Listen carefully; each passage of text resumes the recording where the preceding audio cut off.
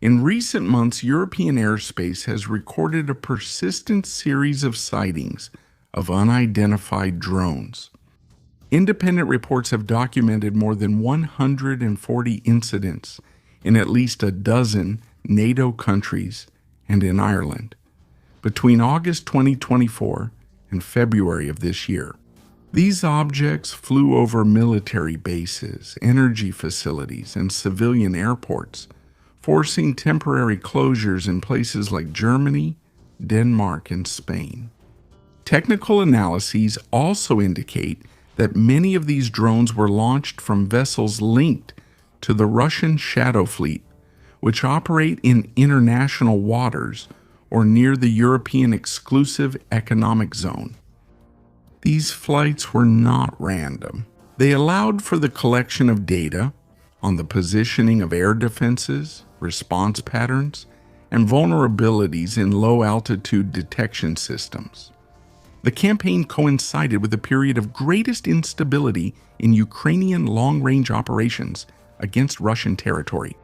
Ukraine significantly expanded its long-range drone attacks in 2026. Facilities built, oil refineries, export terminals, and gas processing plants were hit in regions such as Krasnodar, St. Petersburg, Moscow, and Orenburg. Satellite images confirmed fires in storage tanks and damage to processing units.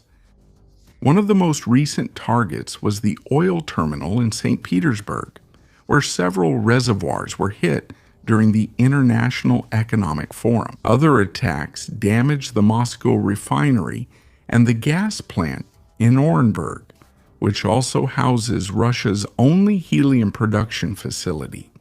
The impact was directly on the country's energy economy. President Vladimir Putin publicly acknowledged a certain fuel shortage in the country at the end of June. Prices went up, lines at gas stations were reported in several regions, and the internal supply for the military effort and for the civilian population began to face restrictions. These blows reduce oil and gas export revenue, which finances the war and creates additional logistical pressure on Russian forces. While Russia faces this degradation of its energy infrastructure, NATO countries maintain the supply of weapons, ammunition, air defense systems, and training for Ukrainian forces. This support has allowed Ukraine to sustain deep precision offensive operations, even in the face of large-scale Russian attacks with ballistic missiles and drones. It is in this context of mutual pressures and operations below the threshold of open conflict that new intelligence assessments emerge. Sources close to Polish President Karol Nowak reported that the United States has conveyed multiple warnings to Warsaw about Russian plans to carry out an armed provocation on Polish territory. The information was corroborated by diplomats in NATO allied countries, by representatives of the Polish Ministry of Defense, and by security service sources from the Baltic countries. To get full access to this video and watch many other exclusives that are not released to the public, become an exclusive member here on the channel for just $7.90, our $7.99 per month. The scenarios described involve actions that could take place in the coming months. One possibility is the use of drones or missiles against critical Polish infrastructure, such as power plants. Another is the simulation of air attacks, forcing the full activation of the Polish air defense system and generating operational confusion. Sources also mention the possibility of a limited ground incursion with Russian soldiers crossing the border, possibly from the Kaliningrad enclave or from Belarusian territory. Kaliningrad concentrates significant forces, including Skander missile systems and advanced air defenses. Belarus, under strong Russian influence, offers another short land route to Polish territory.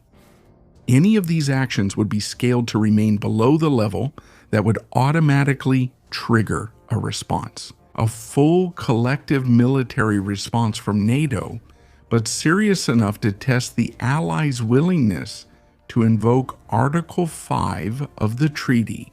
In other words, Russia can carry out an attack and at the same time claim there was no intention or blame Ukraine. The stated goal in intelligence assessments is to determine how far the alliance is willing to respond in a unified way. A successful provocation could be used to argue that Western support for Ukraine is causing an uncontrolled escalation, pushing for a pause or reduction in that support.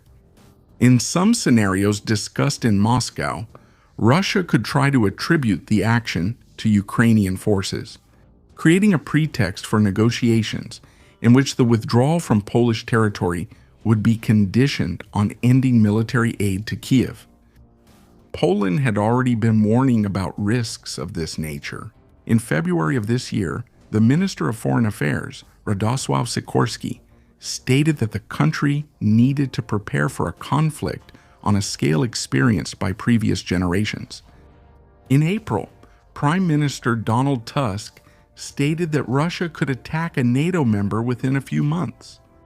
These statements reflected internal assessments that are now being externally confirmed through American warnings. A limited provocation against Poland would serve as a practical test of several elements. First, the rapid response capability of Polish and NATO forces on the eastern flank. Second, the coordination between integrated air defense systems.